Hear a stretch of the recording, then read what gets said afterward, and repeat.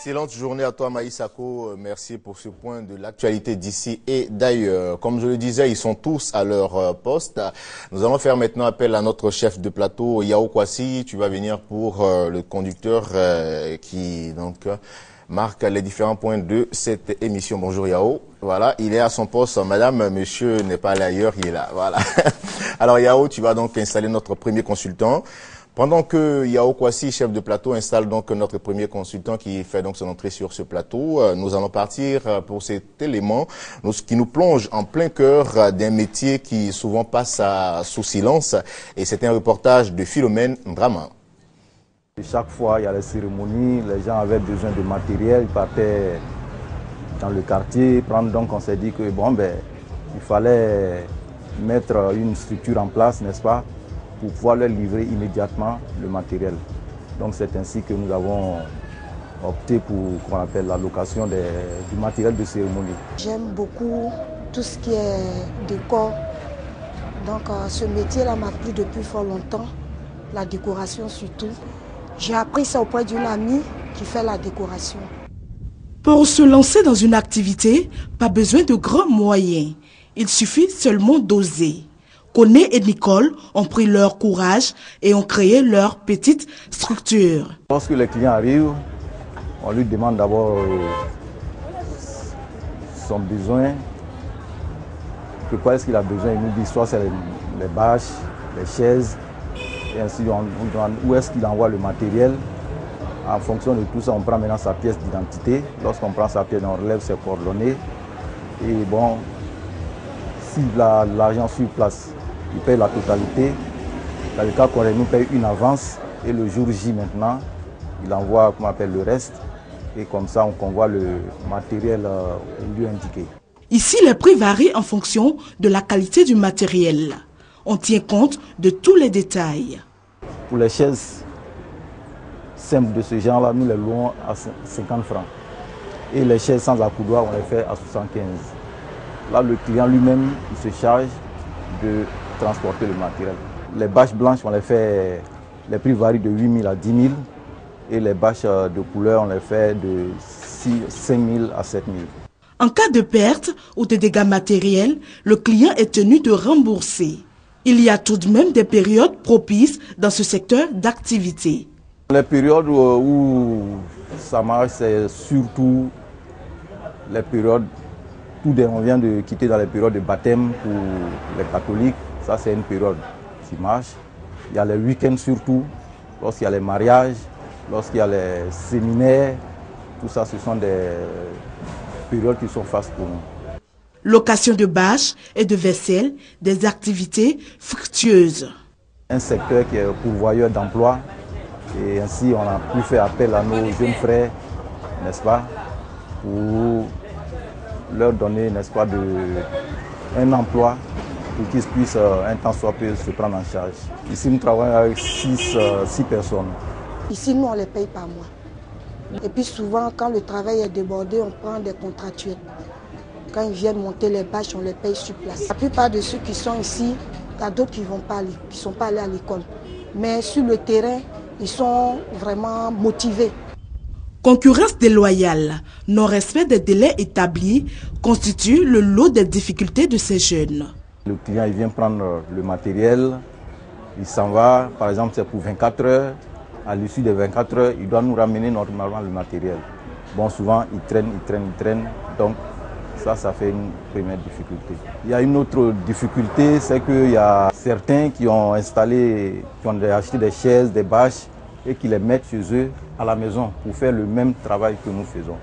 Ils ne payent pas de taxes, aucun loyer apparemment, et ils ont des prix vraiment qui sont très bas. Ce qui fait que sur ce côté-là également, ça nous pénalise. Tout ceci n'enlève rien à la détermination de Nicole et Koné qui ont décidé de se battre pour changer de statut social. Cependant, un seul appel. Le travail de location des chaises et bâches, c'est un secteur qui porte. Il faut qu'ils s'intéressent à ce domaine-là. Pour monter une bâche, on n'a pas besoin d'aller à l'école. Une fois que tu regardes ton ami souder les fers, placer les fers, tu arrives à le faire. Moi, je suis une femme, même je monte les bâches. J'encourage les filles pour le faire. Ce n'est pas les bâches seulement, il y a les chaises à placer. Il y a les verres aussi à placer, les assiettes. Ce n'est pas les bâches seulement, il y a beaucoup de choses qu'on apprend ici. Il y a la décoration, il y a tout ça, le service, il y a tout. Ce n'est pas seulement que les bâches. Voilà, merci à Philomène Draman pour ce très beau reportage, comme quoi il n'y a pas de saut métier. Il a installé notre premier consultant, c'est Monsieur Ano Kwa. Bonjour, Kwao. Oui, bonjour et bienvenue. Merci Vous beaucoup. êtes le président de la Fédération des tradipraticiens de Côte d'Ivoire. C'est ça. Alors aujourd'hui, avec vous, nous parlerons d'un thème qui a trait au développement, c'est-à-dire médecine traditionnelle et développement. Qu'est-ce qu'il faut entendre par ce thème? Merci beaucoup, cher frère. Quand on parle de développement, on parle d'innovation, on parle d'avancée sur le plan organisationnel et sur le plan avancé de la médecine traditionnelle. D'accord. Et à l'instant, quand on préparait donc cette émission, vous m'avez dit qu'il est toujours bon de rappeler quand même la définition de la médecine traditionnelle, car chaque jour nous avons de nouveaux téléspectateurs qui s'ajoutent à ce nombre croissant. Oui, merci bien. Je pense bien que la médecine traditionnelle représente d'abord l'art, la pratique, la connaissance ancestrale pérennisée de génération en génération, qui consiste à utiliser tous les éléments de la nature à des fins de santé primaire et curatives. La médecine traditionnelle, elle est beaucoup vaste.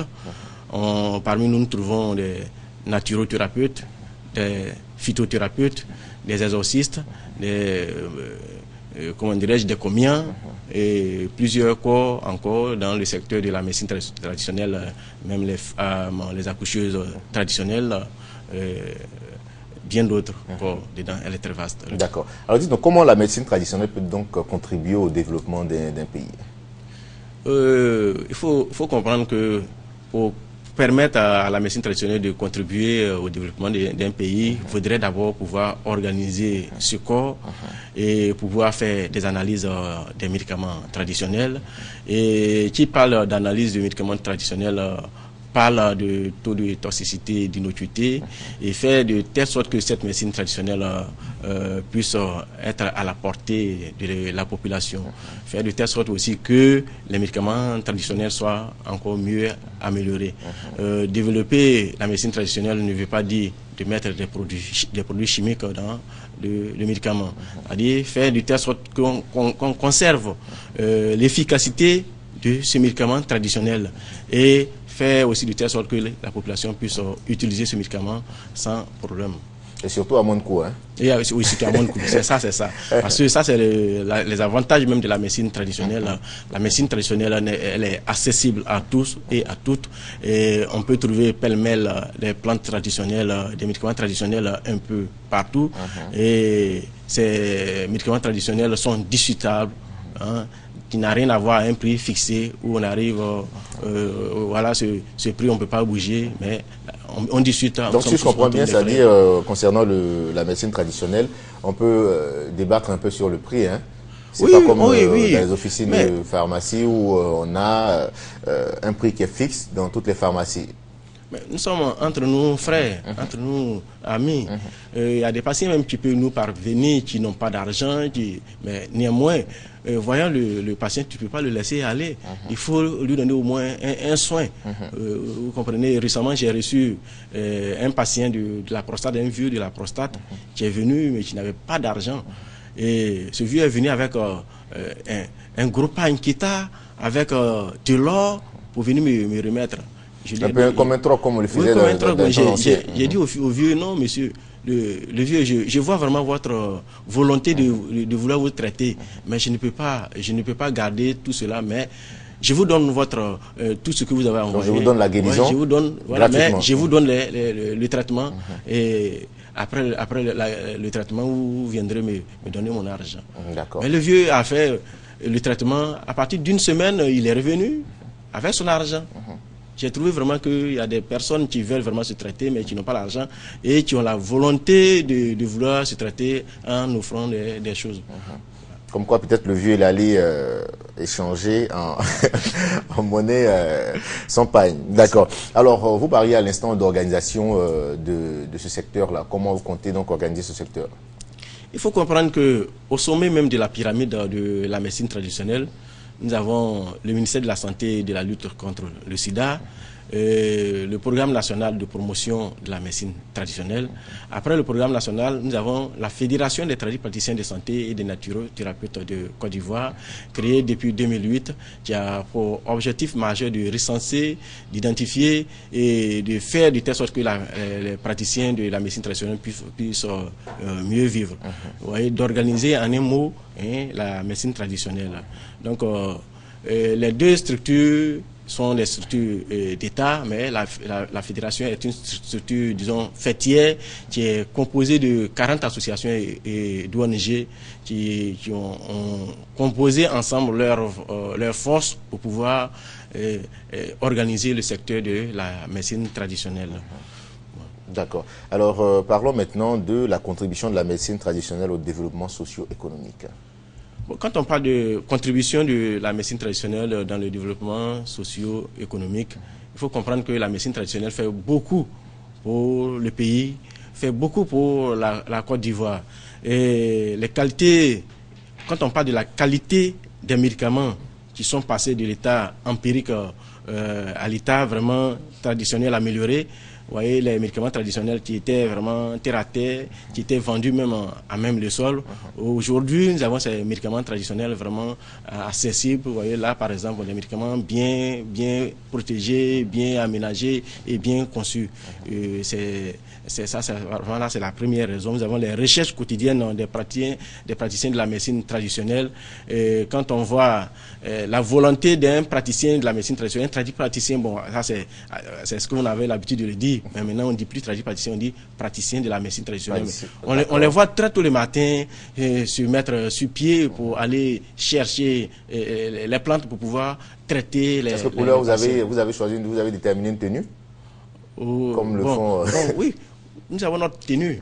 On s'habille en blanc, en blouse, soit blanc. Vous avez une blouse, hein? Oui, on a des blouses dans nos officines. D'accord, donc on vous laisse poursuivre. Donc, nous avons aussi la contribution positive et efficace à l'amélioration de la santé des patients à côté de la médecine moderne.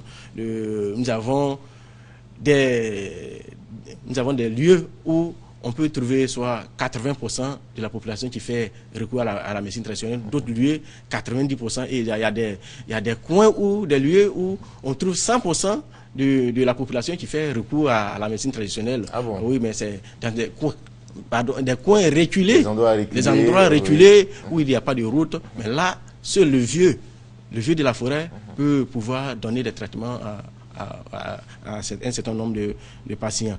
Et nous avons aussi le secteur de la médecine traditionnelle contribue aussi activement à réduire le taux de chômage. Quand nous avons par exemple 150 000 personnes qui utilisent la médecine traditionnelle, 150 000 personnes que les praticiens de la médecine traditionnelle leur donnent du travail. Oui, donc ça contribue à freiner le chômage surtout en Côte d'Ivoire. Ainsi, la médecine traditionnelle lutte grandement contre la pauvreté.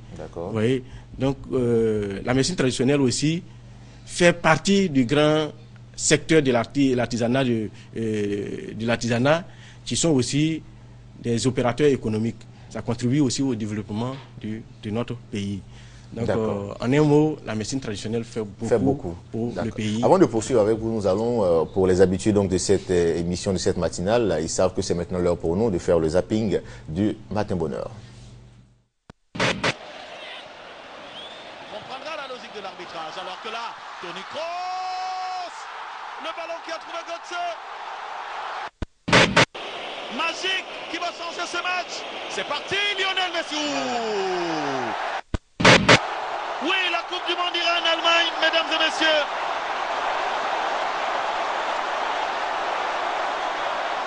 Angela Merkel, Dilma Rousseff, Sepp Blatter, Ali Bongo Ondimba. C'est la folie. Non, Messi ne rentrera pas dans la légende comme Diego Armando Maradona. Ah bon? Oui, aïe, voilà. Dans la vie, il n'y a pas de par hasard. Ça là, j'ai un ami important dans ce pays. Quelqu'un, comment on les appelle, les blancs qui fuient le pays pour venir habiter chez nous là? Les expatriés. Voilà. Un expatrié, bon, nous, normalement, c'est un impatrié parce qu'il est venu. C'est expatrié. Non, c'est quand tu vas à l'extérieur, tu es expatrié. Quand tu viens, c'est impatrié. Ok. C'est un impatrié. Pour s'exercer au quotidien, pour avoir une belle diction, il faut d'abord le premier élément. Parce que pour qu'on puisse parler face aux gens, il faut la bouche. Quand on a une bouche fermée, ça va être difficile de parler. Il faut ouvrir obligatoirement la bouche. Donc nous allons faire tout de suite. Vous en connaissez-vous, des personnes qui parlent la bouche fermée? Excepté les personnes qui parlent avec les gestuels. D'accord. Parce que communiquer, c'est pas seulement que verbal. Communiquer, c'est aussi gestuel. C'est comme l'image, hein, apprendre à pêcher à quelqu'un ou lui donner du poisson. Exactement, c'est ce proverbe chinois. Oui, de fait. C'est-à-dire donner de l'aide à un artiste capable de l'aider à s'en passer de l'aide. Voilà, oui. Très bien. Et ça, c'est votre combat. Alors, répète un peu.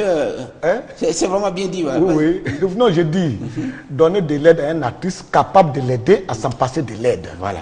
Ça c'est un grand slogan. C'est à noter. Je note dans mon Aujourd'hui, on parlera de la montée en puissance de la musique rétro. Vous le constatez autour de vous, non, Guy Defait? Ah oui, parce que les jeunes adorent l'ancienne musique, la musique d'époque. Ah oui, je suis d'accord avec vous, parce que moi j'ai vécu un peu cette époque-là où il y avait le merengue, le cha-cha-cha, la scuela, la scuela. Donc c'est la bonne musique en fait. Et après, on tire de dedans en arrière, comme ça. Ça tire les nerfs de votre gorge. C'est vrai, elle facilite la tâche à la ménagère, mais un regard sur l'hygiène et c'est la catastrophe. Pas assez d'eau pour rincer les légumes, les mouches par-ci par-là, le sol qui laisse à désirer, des machines mal entretenues. Ces jeunes gens gagneraient à améliorer les conditions d'hygiène pour éviter que la transformation de ces légumes soit source de maladies. A, E, I, O, U. A, E, I, O, U. A, E, I, O, U. A, E, I, O, U. A, E, O, U. A, E, O, U. A, E, O, U. A, E, O, U. A, E, O, U. Stop. Surtout, n'ayez pas peur, c'est juste des exercices. Merci. Tout doucement.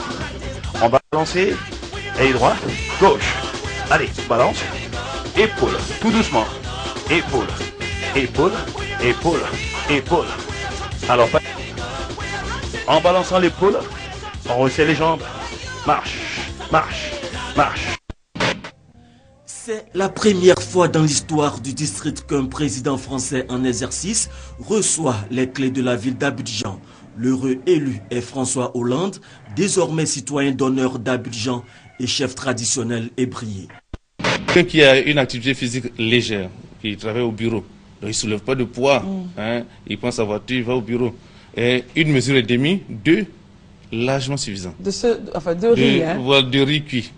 Hein, c'est une calebasse qui fait 125 cc. Donc c'est ça, cette mesure-là qu'il doit manger. Qu'il doit manger. Petit un riz ou un pâte, des trucs comme ça. Wow.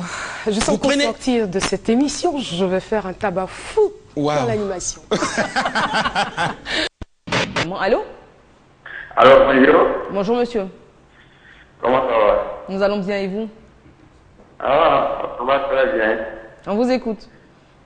Ok, je suis ivoirien, j'ai vécu aux États-Unis, à New York. Oui. J'ai une étage à Yopougon. Oui. Bon, au moment avant mon départ. Rétro était une musique naturelle. Oui, elle était naturelle parce que... Entre guillemets ou... Non, mais elle est une musique naturelle parce que des gens prennent leur temps à travailler. Des gens, ils répètent. Je vous dis que des gens travaillent. Non, attendez, même aujourd'hui, tu vois, le ministère de la Culture, ils ont pris un morceau de Pado pour faire là le morceau imposé, Carbé. Pourquoi ils n'ont pas pris des morceaux tels que de l'eau, à boire? Ça t'envoie où? Ça t'envoie où? C'est lequel des DJ qui chante? Je ne savais pas qui chante ce truc-là. De l'eau, à boire. Voilà. Voilà ton titre, ça. Je vous plaignais aussi de la chaussure qui parlait. La chaussure qui parle. La chaussure... Tu ne sais pas. Dis-moi, tu vas apprendre quoi? Inspiré de la venue du président François Hollande en Côte d'Ivoire. Okay. Vous savez que hier, il a été élevé au rang de chef traditionnel. Oui. Et on l'a baptisé Soake Mobio. Mobio, voilà. Oui. Soake Mobio.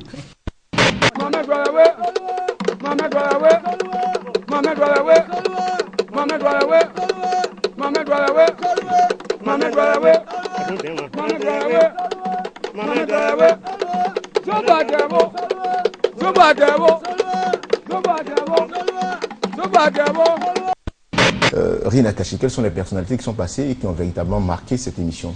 Alors, on a eu tellement de gens qui sont passés et qui ont marqué l'émission. Les plus marquants, c'était notamment Mewe qui a donc avoué avoir eu une relation homosexuelle.